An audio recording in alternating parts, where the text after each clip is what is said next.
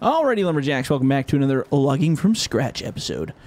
So this time around, we're going to be doing some loading because we got to clean up this block before we start our new processing pile. I was going to start processing this episode, but then I realized we would be kind of processing with the butts in the wrong direction, which is not what I want to do. So actually, let's first grab this guy. I just want to walk ahead and grab this piece of wood that's been sitting here, driving me slightly mental. Every time I drive by, I'm like, oh, that looks so wrong. Why is that here? You shouldn't be here, wood. So I'm just going to add this back to our collection here. And I actually might start with this little group of trees right here, because that'll make a severely nice base. Okay, so now I'm going to try to see if I can meander this puppy back in here, I guess. Might be a little tight with that dozer there. See if we can get it by. I don't think the physics are going to be on our side for this one. Oh, we can push those trees out of the way. Perfect. Just kind of halfly cleared it. Kind of sort of like anyway. Alright, how are we going to turn this around? I'm not a truck driver. I don't know what I'm doing. Okay, let's go this way and then back it flat. There we go. I kind of want to start leveling out a little sharper here. Tires turn so slow in these things. There we go. That's about where we want it, right about there. Usually park it about halfway up the tracks of the machine. And that should put us right in the end zone. Oh, looks like we need to go further. It's a little too much in the end zone. I think it's because I'm parked on kind of a funky angle. That's about where I want it, right there. Beauty. That's better. I can make that work. Actually, honestly, I can load it from any angle. Oh, you know what I said we were going to do? Oh, we'll do it on the next load. I said we were going to do a load from the back. Like, load it from the back style. I was going to do that on this episode, and I totally forgot. So, we'll do that on the next load, because there'll be one more for sure. Well, there'll be several more loads, but I think we'll be able to get at least 2 on this episode if I whip these off quick enough. I actually want that moved up a teeny bit. I kind of like a little bit more of the meat of the load pointing out the front end than I prefer the back. That way I got more support and a little bit more base to work with. Should be able to get these 2 right in the end zone. Apparently end zone is the term of the week here. And these 2 should go right in here. Just nice and gentle like. Doot. Perfect. I actually can probably fit one more in there too. Yeah, I totally can. So let's grab one more decent sized big one. Like I said, I just like to make... In real life, there's a lot more purpose to making a base like this, because in real life what happens is spruce trees, well, any kind of tree doesn't have spruce, pine, whatever, they actually have bend to them, so they like wiggle. Like well, you guys have seen real trees in real life. They stretch and have like bend to the actual physics. They're not like a solid rock like these. So what a lot of loader operators do is they'll use the heavier pieces of tree like these guys that I'm using right now to build kind of a foundation for the load, because if not, what happens is on the load, if you use these tiny little pecker pulley ones, what'll happen is because there's so much weight on top of them is they'll start to bend, and it creates a bit of a belly in the load where it's this big roundy kind of thing that hangs down. And what happens is sometimes it hangs down so low that it hits onto the actual frame. And if you try to unload it with a Laterno or a bigger machine, it's a real pain in the butt. So, by putting a really heavy, thick log on the bottom, it creates like a harder base. So you can pile all the stringy stuff on top and it won't create a belly or interrupt the load. It's pretty cool. In case anybody's wondering why you do that. In this game, it's just nice to have stuff that's not going to wiggle around and act like insanity. So, that's why I do it. I'm going to grab a big chunk here. I don't know if I'll be able to lift all these or not. Oh, those are heavy. Oh, those are heavy. Can we get them? I think we're getting a little ambitious here. We'll try. Definitely a tad ambitious. Okay, so we're going to start to fall here. Oh, there we go. Oh, there we caught it right before we started to tip. Good. So now we have all these beautiful pieces of wood, and I'm going to do a little bit of cradling on this one. Not a lot, but just a little tiny cradle, because we only have a couple more scoops left of the real fugly wood here. So what I'm trying to do is build a little bit of a center point here. And I might lock this one actually just to kind of keep it. So it's not like a huge, actually, you know, we can do a better job on that other side too. Here, hold on. Oh, you know what, actually, let's lock one's, oh, we can't. I keep thinking we can lock both sides, but you can't because one side stays down. So let's go like this. I'm gonna lock it in place right there. Bloop. Let's see here. So it's not really, actually it's not really a belly there. Let's, or a belly, a cradle. Let's grab one more big one. Just for confidence sake. To hold all these ugly little pieces. I kind of want that one. Yeah, that one. That's the one we wanted. And then we're going to do the same difference, but on the other side. And what I'm trying to do is just lift it up enough that we create a teeny little cradle. It's not a huge cradle, but a little cradle. And we can just lock both ends, screw it. So now we got a little bit more of a kind of a U shape here to throw the ugly pieces in. What I'm going to do is pull ahead a little here. There we go. Okay, so let's get a whole bunch of these ugly ones. Actually, we got that really short one up here. What's that one doing? Just kind of, I just don't want you getting screwed up with the rest of them here, so I think pull you out of circulation like a bad bill. Drop it there. And we should be able to handle that group. A little tippy, but not crazy. Now we're going to let these go El Slido. There we go. Sort of something like that. Oh, I think there's a big piece in there too. Or a bigger piece than what we normally have. Oh. Look, it's slipping out of the stake there. Oh, they are totally. See now, if in real life you can look at both ends before you drop it, in this game it's a little bit more tricky. Even with my dual screens, I can't really, or my triple screens, I can't really see that edge very well. It looks okay. Now we're going to grab another big group, same stuff, flip it around to the other side. I think we're getting close to just the big stuff left here. And what I was kind of hoping to do is get rid of all this little stuff on this load so that we can do one load of just the big stuff on its own. I don't think you'd ever want to try to pencil logs this big in real life like I just did. It'd probably wreck the hydraulics. Let's see if we can gently place that right in here. I don't really like where that's going. There we go, that's better. And they should just trickle down all nice and go right where I want them to go. Oops, unless I do that. There we go. Oh, one little sneaky one. I'm pretty confident for that one. That looks pretty good. Okay, so what do we got left over here? We got a few little straggler pieces. So these are pretty much all nice cuts. So I'm going to save these for a load of its own, I think. And what I want to do is I want to hunt through and see if there's any ugly ones left. So those are nice. Those are nice. This is an ugly one, I can tell. That one in the middle is kind of ugly, too. So let's get the ugly ones over here. Bloop. Actually, all of this group is kind of fugly. And I want this one on the bottom here. See if I can coax it out of its hole. There we go. Bloop. Beauty. Okay. Oh, you know what else I wanted? I wanted a good shot of kind of a cradle-y thing that we're doing here now. Actually, sorry, you guys are part of the thumbnail. You guys are part of the thumbnail system now. Oh, that looks pretty good. I like that.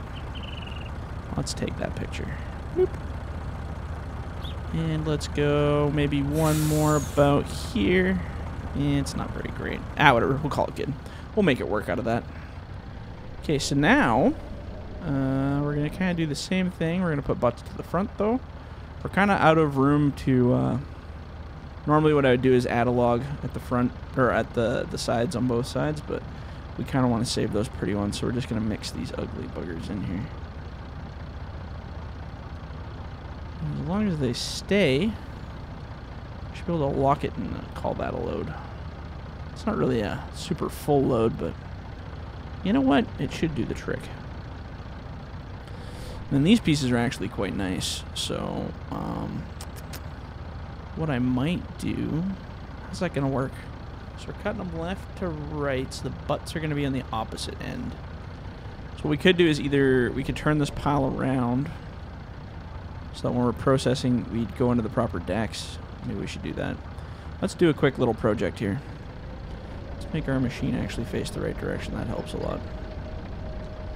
Alright, so let's grab these. Am I right by saying this? I think I'm right. Right? Because the butts are on this end. Top should be on this end, right? Skinny pieces? Yes. So then when I'm processing right to left, it will put the butt at the other end. That's correct. Man, I really had to think about that one. I was like, why does this not sound right to me? We'll try to line these up with that pile there. Feels weird to be working that far away from my machine. Usually I have everything up real close, but... So I'm going to grab this group here. Oh, they're a hefty group, so we're going to go nice and easy on that spin. Tap, tap, tap, tap, tap, tap, tap. There we go. And we're going to just kerplunk those in there. Actually, I might flatten this out a little bit more. While there's space, I can make it work. I just think for processing, it's nice to have a little bit more room to play with. And I'm just going to drag these buggers here. So there we go. So now the butts are at the other end, which is good because I want to be on the outside when I'm loading. I don't really want to be where the other machines are working. In this case, we were working on the other side, so it worked out this time. But so when I do my loading for the next one, what I want to be able to do is just pull directly from this pile. And what I'm going to do is I'm going to back that trailer in here. And then I'm just going to load from the back right here. That'll be fun. We'll do that in just a tick here. Oops. Let's lock everything. So it's not like a super full load, but you know what? I've seen smaller loads than that come all the way down from the bush, so I think we'll be all right. It's actually a decent load of wood, though. See how much it's worth. It's probably worth like 40 grand or something. The last one was what, like 72, and that was a pretty fully loaded, cradled, crazy load, so this one will probably be a tad bit less. Boop, boop, boop, boop, boop. I get to go to a, we have these local car drag races this weekend, so I get to go there, and I'm going to fly my drone around and do some footage of that. I might put it on the channel under random stuff, just because I have to have a place I can upload it to. So if you guys see a video of drag racing stuff come up, with drag racing cars and drone footage and stuff, I know it's not related to logging, but it might be linked in this channel. It's possible. And then you guys get to see the cool local cars we got here do their big race off. There's actually some really sweet diesel trucks too. Do big smoke shows and stuff. It's pretty cool. So I'll probably upload it on here so that everybody can take a gander. Just something different. I try to keep everything related to forestry on this channel. I try to, you know, obviously I'm not playing other games or anything. I actually changed my original account. I just did my last name in gaming, so I did like Shalil Gaming instead. So when I'm playing with my buddies and stuff, I love recording and putting together like little cut-up, supercut videos and stuff, like I used to do for my my first day reviews. So when I'm playing, I'm just gonna have it on that channel just for my own entertainment. But my main focus is still this, very much so, because I really love doing this. But you know, it's once in a while you gotta take a little break and try out some other things and play around. Ultimately, every single time I always end up back here again, but it's fun to play around, see what you can come up with. And it also opens you up creatively too. I can't tell you how many ideas I've gotten for Farming Simulator videos that weren't intended for Farming Simulator videos. Like, you know, I was planning on doing certain types of video styles, time lapses, that kind of stuff on other games, and I was like, oh man, you know what game would look good? Let's try that on Farming Simulator. And then I was like, oh man, that looks way better. You know, time lapses are one thing, or types of recordings, these commentary things. Yeah, pretty wild. This game isn't exactly one for I haven't really found supercuts to be a thing that really works out super well with this. Supercuts work really good on games where you have lots of, like, you'll play for, like, you know, 4 hours and get, like, maybe 15 hilariously entertaining moments, but all the time in between is, like, so boring. That's kind of the type of gameplay that requires supercutty kind of chops and bits. For this game, it seems to be time lapses. You want to see every little drop because it looks really cool to watch the process happen. And these commentary ones, the supercuts, I tried a little bit there to cut a little bit, and I didn't like it. And I think a few other people gave me some comments about it being you kind of lose touch with the feeling of, like, start to finish. So, like, you guys have been listening to this clip or this video here, watching it from start to finish. You know what I've done. You know what we're doing. You know, you can kind of follow along. With supercuts, it's, you know, you kind of jump from place to place and place to place. I mean, you still have a level of production that's happening, but it seems to be on kind of a lower level because it's a little more ADD is the way I put it. So what I'm gonna do is I'm gonna prepare this trailer by backing it up in its spot where I want to do this, but we're not gonna load it right yet. We're just gonna get it ready. And we're not gonna load it next episode either, because we're gonna process. So probably process in the next one, bunch or skid in the one after. Probably have a new skidder for you guys to take a look at. I don't know when that's coming. I shouldn't talk about that till it's ready, but there's definitely something like that coming down the pipe. So that's kind of cool. It's actually kind of on a skidder frenzy. I got a few different versions coming. Well, the one that everybody does know about, I'm working on redoing the John Deere skidder as a cat skidder, because originally the body's off of a cat skidder. I got all my...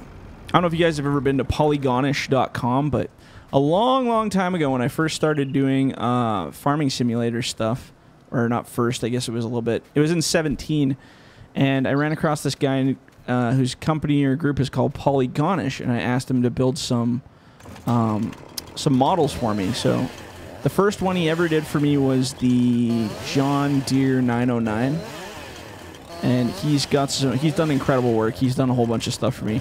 He actually has it all on the site there, so any modeler, and most modelers have, basically what happened is I went and I prepay for them to build a model, so I pay a decent amount of money to get that started, and then what he does is he goes and puts it up for sale for anyone to buy.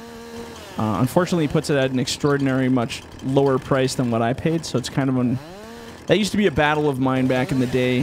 What would happen is I would pay him, you know, a large sum of money to get a model built, like this Hitachi, for instance. This one, he built this too.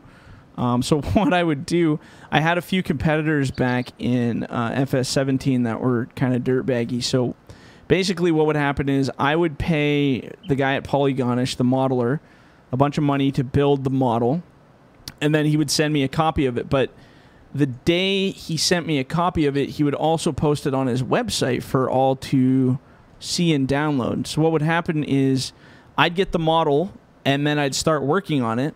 But what would happen is these crappy little competitor people would go purchase the model for, you know, 1/100th of what I paid for it, and then they would release it immediately as quick as they could. Like, it would be a total piece of crap, but they would release it, like, right away with the new model. So then what was happening was I'd be, like, telling Patreons or telling people, hey, guess what? We got this new model. It's really exciting. You guys are going to love it. And then they'd be like, oh, it's already out. Somebody already released it. And it's like, no, they didn't. But they would just go and grab it and then go release this model that I purchased. And it got really annoying. That's why I stopped using Polygonish, was just because of that. I did about 4 or 5 models through him, I think, that I can remember. And then, yeah, the cat was the other one. The D6K was the other one off his site, too. But yeah, no, it was kind of unfortunate because I really did like... The guy was really good. Like, well, obviously, as you can see, he does incredible work on models. But just playing with competitors and having them kind of ruin the fun kind of made me deter away from that. Modeling has always been the hardest thing, is getting modelers and keeping them kind of in the loop and following instruction and, you know, building the machines you want to build.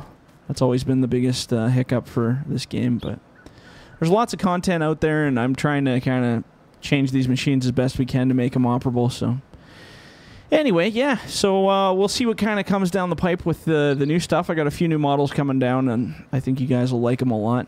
But I'm gonna end the video here. If you guys liked the video, leave a like, leave a comment. Do not forget to subscribe, and if you're in the bush, don't forget to hug a tree.